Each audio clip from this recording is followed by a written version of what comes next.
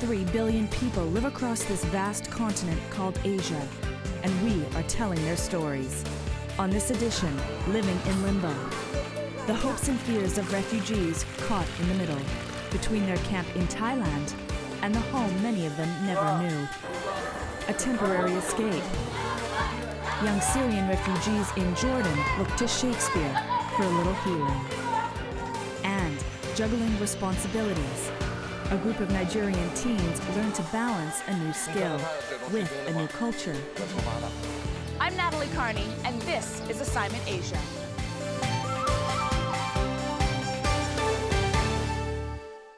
Welcome to the program. One of the most important things a person needs is a home, for reasons like shelter, a feeling of security, and a sense of belonging. But in Asia, many people are forced to leave their homes and in some cases live in a sort of limbo. CCTV's Martin Lowe visited a refugee camp in Thailand where people fled persecution only to end up in another kind of prison. When she was just 6 years old, Ai Tui witnessed her mother's murder. Soldiers came to her village in Myanmar, looting and killing.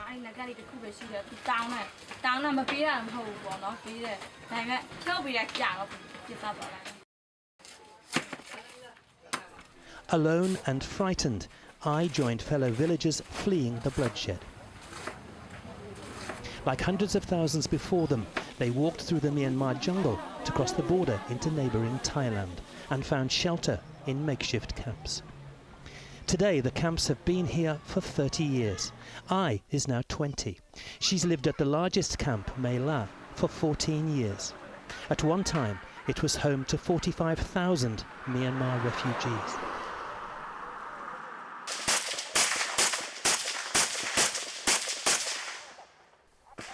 There's been 6 decades of bitter conflict in Myanmar. Government has fought rebel, community has fought community. But now, finally, there are peace talks, human rights reform, and preparations to send the refugees home. An aspiration you'd think many would welcome, but most do not want to go. Many people in the camps have never seen or cannot remember Myanmar. Almost half the people here at Mae La are under 17. The prospect of being taken to a country about which they've heard so many frightening things fills them with fear.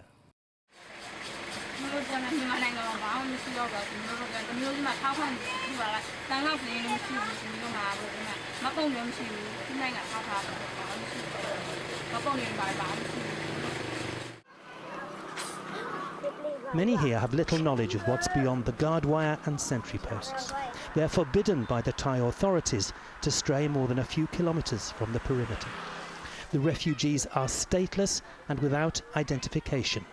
Mae La is the only home they know.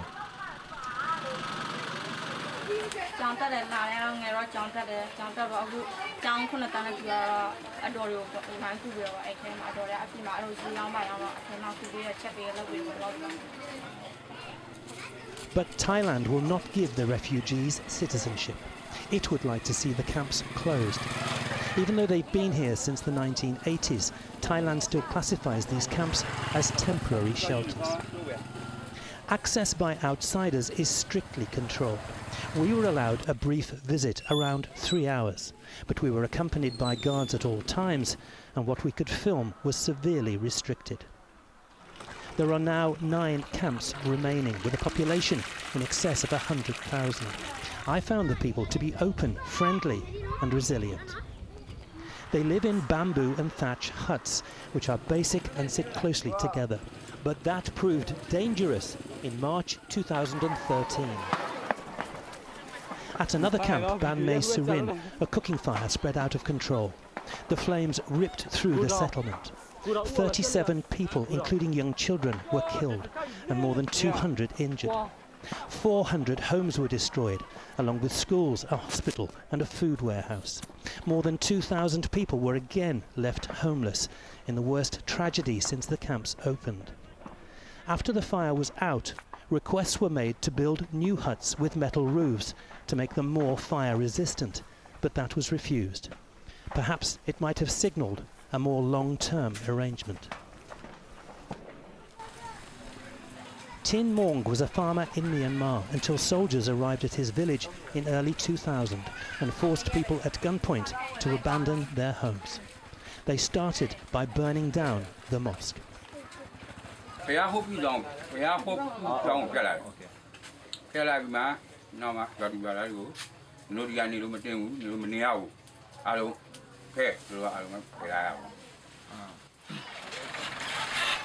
Tin, his wife and 6 children sought refuge in Thailand.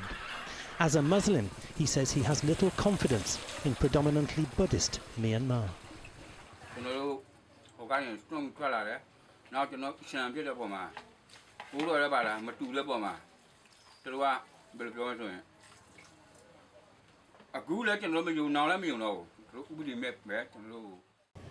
Just when people will have to leave remains uncertain, but already thoughts are shifting from caring for the refugees to preparing them for a return to Myanmar.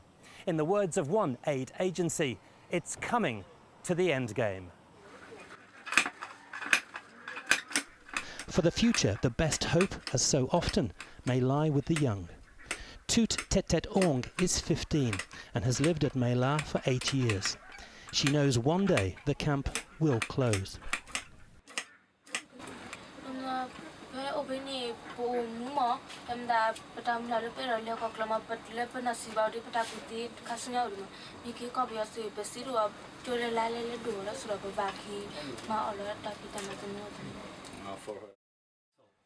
She recalls nothing of her homeland, but she has an open mind and says if conditions were right, she would be willing to return.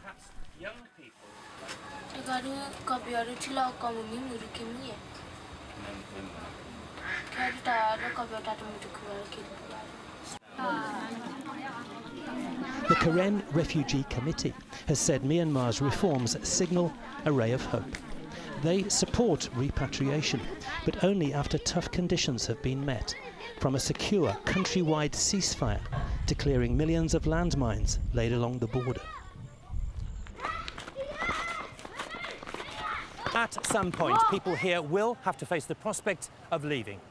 They face being taken to a country which many have never seen, whose language many cannot speak, and of which their only knowledge is stories of atrocities passed down generation to generation.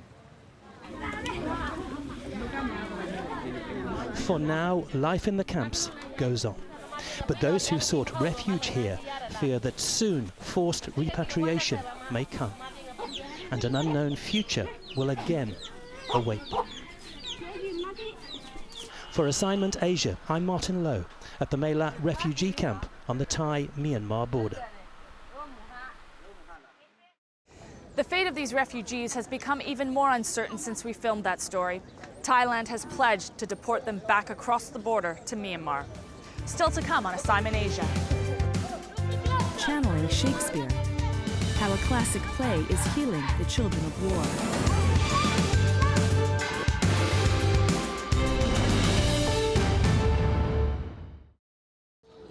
The stories on this week's program focus on life away from home. And the Zatari refugee camp in Jordan is one place where many Syrians are calling home these days. Time passes slowly there while the fighting continues in their home country. Children in particular are forced to grow up rather quickly. But one man is encouraging them to experience their creative side. I traveled to Jordan to watch these kids be kids again. قالوا سابقا أعطني مسرحا أعطيك شعبا فمجرد ما الإنسان فما بالك الطفل اللي هو أنقى وأنظف فتنا عليهم بحالة المسرح بحالة الأداء اللعب هو المسرح لعب. Shakespeare once wrote, "To be or not to be, that is the question."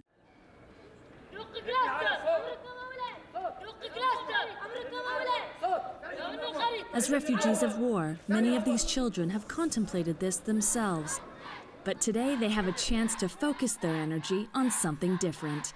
They get to act in a montage of Shakespeare's classic tragedies, King Lear and Hamlet. The plays are about a family's love and loss, and for 12-year-old Wiam, it's helped her deal with the impact of the war back home. For one day, they will leave their refugee camp to travel to Jordan's capital, Amman, and perform in front of a live audience at one of the most historic Roman amphitheaters in the world. Since fleeing Syria, the children now call this place home. The Zatari refugee camp was opened by the Jordanian government in 2012 to house those who escaped the war.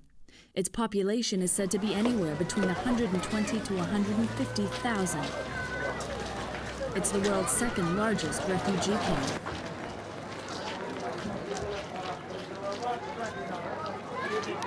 As the war rages on in Syria, refugees have developed a functioning community here. Neighborhoods have been established with people buying and selling everyday items from makeshift shops. Wiam and 9 of her family members fled their hometown of Dara in early 2013. Back in Syria, she attended school regularly. Here in Zatari, she hasn't set foot in a classroom. احنا من يوم كنا نروح على القرية بالمدرسة بحبها كثير وهون حاب اني اروح بس الاب مش يعني ما هوش حاس انه احنا لازم هو حاب انه نقرا. Wiam's father feels the school is too far away for her and her siblings and does not agree with the curriculum. So she spends her days doing housework and playing with her family and friends. A life she finds boring and routine. احنا قبل ما نعمل العرض كنا قاعدين وما عليناش اشي بس اجوا علينا وقالوا في مسرحية وبروفات واحنا ما كان عندنا شغل كثير. Wiam was cast to play Cordelia, King Lear's youngest and most beloved daughter, while her cousin Majid, whom she met for the first time in the Zatari camp, won the starring role as King Lear. 14-year-old Majid and his family also come from Dara. Unlike Wiam, though, Majid goes to school in the camp. He has to balance his schoolwork with rehearsals. داومنا أول جمعة بروفات بدون مدرسة. كنا نأخذ الأوقات من 9 الصبح لل4 المساء. كنا ننبسط كثير. There are only a few schools in Zatari, but they are not much more than a place for parents to send their children during the day. There is no curriculum, and many teachers are said to be poorly trained. Most of the students have fallen a couple of years behind because of the war. عدد الصف يكون كبير في الغالب.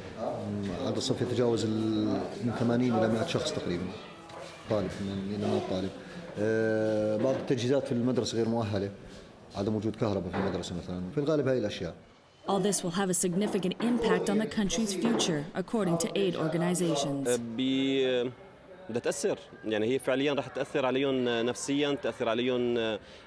هذا الجيل رح يطلع جيل غاضب، جيل حاقد، جيل عنده كره للي حواليه، كره للناس اللي ظلموه، لأنه فعلياً ما شفنا مين يوقف وقفة مشرفة مع هؤلاء الأطفال. Which is why this play is so important. Beyond just relieving the kids of their boredom, it's hoped the play will restore the children's minds with excitement for the future. أنتمي لهذه الثورة إني بعد هؤلاء الأطفال، أطفالنا اليوم صار لهم 3 سنين بلا مدارس. أنا مهمتي إني رجع هؤلاء الأطفال، حط براسهم، رجع لهم المسرح، رجع لهم الموسيقى، رجع لهم الضحكة، رجع لهم العلم، فهم.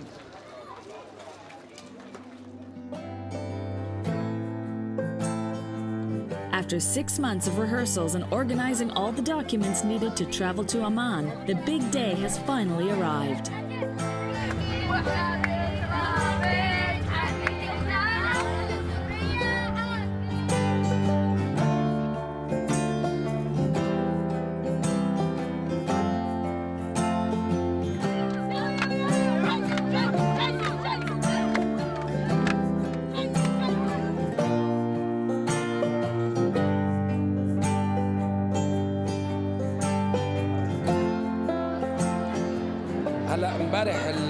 هلا عم يحكوا لي اهالي الاطفال اللي اجوا مع الاطفال انه امبارح كل الليل مو نايمين، الاطفال ما ناموا من فرحتهم انه هذا اليوم بالنسبه لهم يوم عيد.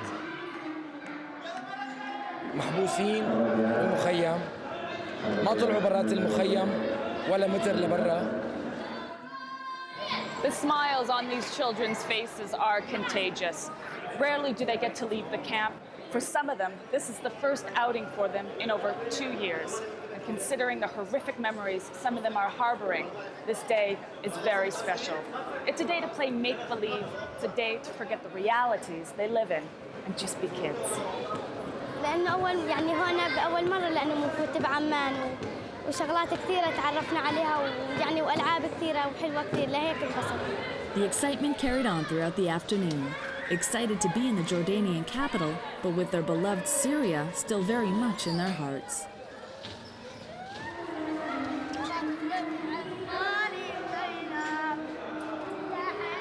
الأطفال في مخيم، الناس في مخيم الزعترية يعيشون الثورة 24 ساعة، وبالتالي هذا الطفل بده يسمع من أهاليه، هذا الطفل بشكل أو بآخر عم يسمع من أهله ما يجري من أحداث يومية، القصف والقتل والدمار والدم والذبح إلى آخره. هذا الطفل صار معبأ بهي الأفكار، معبأ بهي المصطلحات.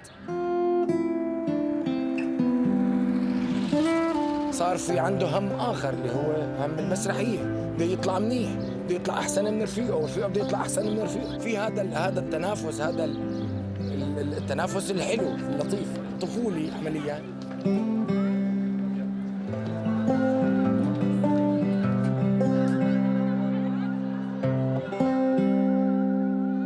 Backstage, the kids are filled with nerves and anticipation. شعوري متحمس ومتوتر لأنه نروح على عمان. انبسطنا من يوم ما قالوا في طلعة على عمان، وبنفس الوقت متوترين شلون بدنا نسوي المسرحية قدام 2000 شخص من الجمهور. Shakespeare's play Hamlet is a powerful tragedy about murder and revenge. And it's not difficult for these children of war to relate to the subject matter. However, now, through this play, these children are able to use those painful emotions to create an experience of a lifetime.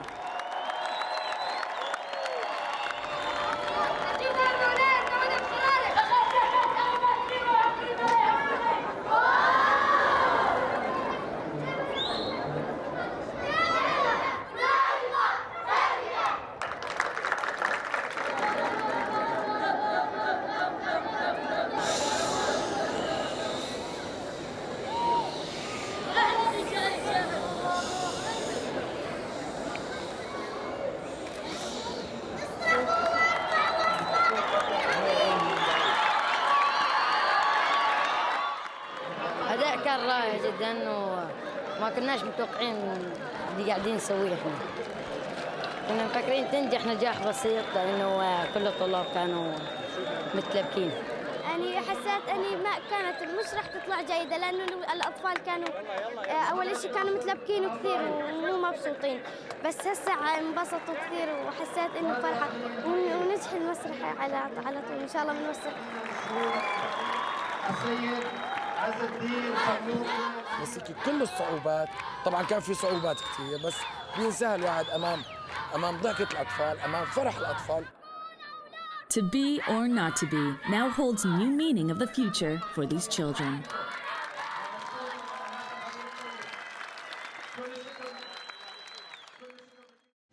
By the start of 2015, the United Nations had estimated there were more than 3.5 million Syrian refugees, most of them spread across the region around Syria. Half of those refugees are under the age of 18. This is Assignment Asia, still to come on the program. Juggling two lives, how these teens from Nigeria found balance in China.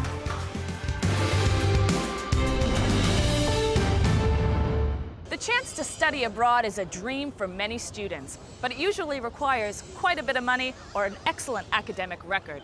Fei Yi met up with one group of students who traveled more than 10,000 kilometers to study, but they're not doing it at a conventional school. It's difficult. It is stressful.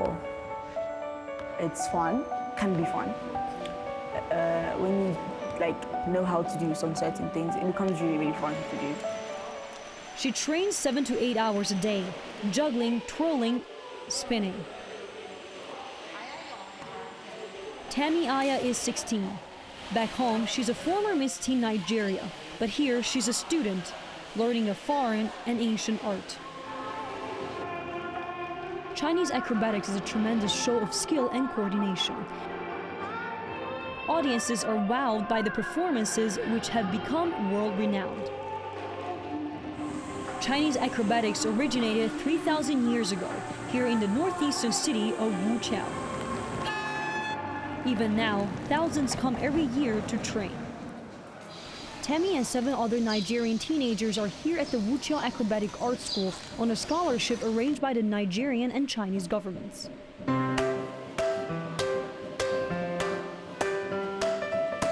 It takes years of training to perfect the skills and pull off the impressive performances, but these students have only 1 year to learn as much as they can. 6 days a week, morning and afternoon, they practice. But it isn't the only thing about China they have to learn. Being in a country so different from home is daunting for any teen. Adjusting to the school's rigid schedule is making it extra tough.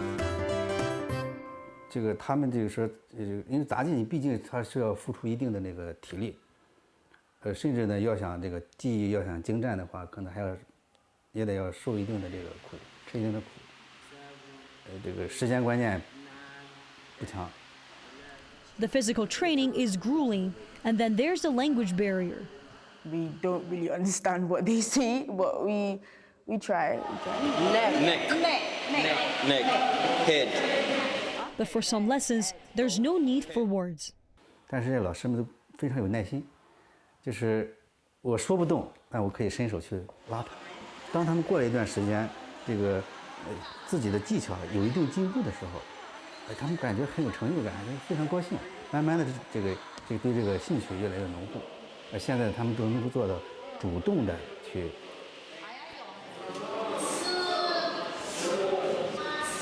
When they are not in the gym, they are in the classroom learning Chinese. Exhausting for the mind after their bodies become exhausted in the gym. Back in the gym, and today the lesson is about always being prepared. The students have been here for 2 months, and the academic director just surprised them with a test. 4 examiners asked them to go through each routine. But the students are nervous. Everything goes horribly wrong. 很可能他要这种水平的话，要惩罚他。Leader C, Aya and Dukui.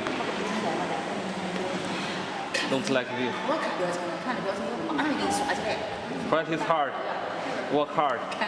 必须得努力去做去，必须努力去做去。你不给他笑， work hard. 不给他笑，哎，必须努力，更加努力才行嘞。 Once the examiners leave the room, Tammy brings the students together. I don't like the comments that mommy made. I don't feel bad, but I don't like the comments. Like you did rubbish. That's what it just looks like. You just did rubbish. Fellow student Anidi tries to focus on the positive. This is the first time we are doing anything like that, and this is the first time we are being tested. In Nigeria, Anidi is the youngest of 3 children. Here, he's the big brother. 就是说给他们一说话，咱们说一些个问题啊，他就是说理解的特别快，而且他的组织能力发现他挺不错。比方说他们有的时候训练，有时候老师看不到，没说嘛，他们随意性强嘛，有时候训练就找不着人了嘛，我就可以给他说，说完了以后他再给他们交代，But it's almost impossible for these teens to catch up with their Chinese counterparts. The training for the Chinese students is much more rigorous. The practice hours are longer and tougher, because for them, this will be their career. So what can these students expect to gain? I want to be the best at everything. I want to try my hardest to just make everything really good. Because I can't just come and for 1 year and not be able to do anything. And I go back, what did you learn? What did you learn? I'm like, I can throw hats.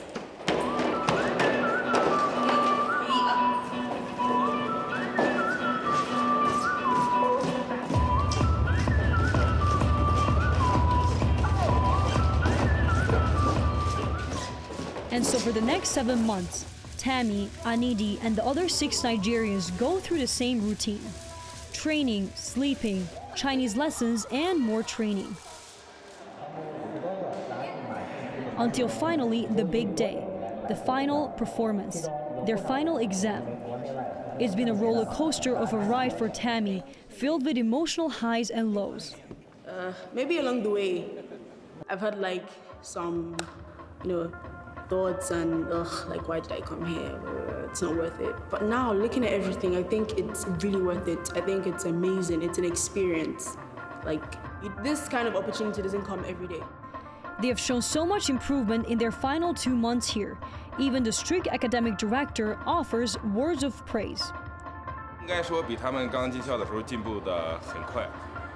可能刚来的时候，他们入门训练的时候，进步比较慢。 Quite a contrast from their first surprise test. This final performance goes well. Tammy's elated. If anyone should see me doing this, they'll be like, wow, oh my God, the table's gonna fall, oh my God, I'm scared, I've never seen anyone doing this before. So I'm really happy that I am able to do that because I spent a year learning how to do it.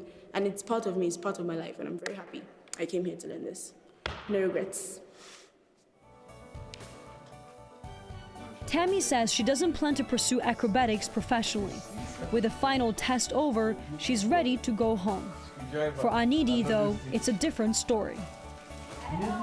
I would definitely like to teach. But on the other hand, before I teach, I would like to show people that, okay, this is what I can do. If not, they won't take me seriously. In Nigeria, we don't really have acrobatics like that. We only have them during festivals and carnivals. But they're not, it's not like professional. Anidi is applying to return to Wuqiao in the next year. As tough as it is to be away from home, being here will help him realize his ambitions. For Simon Asia, I'm Fei Ye in Wuqiao, China.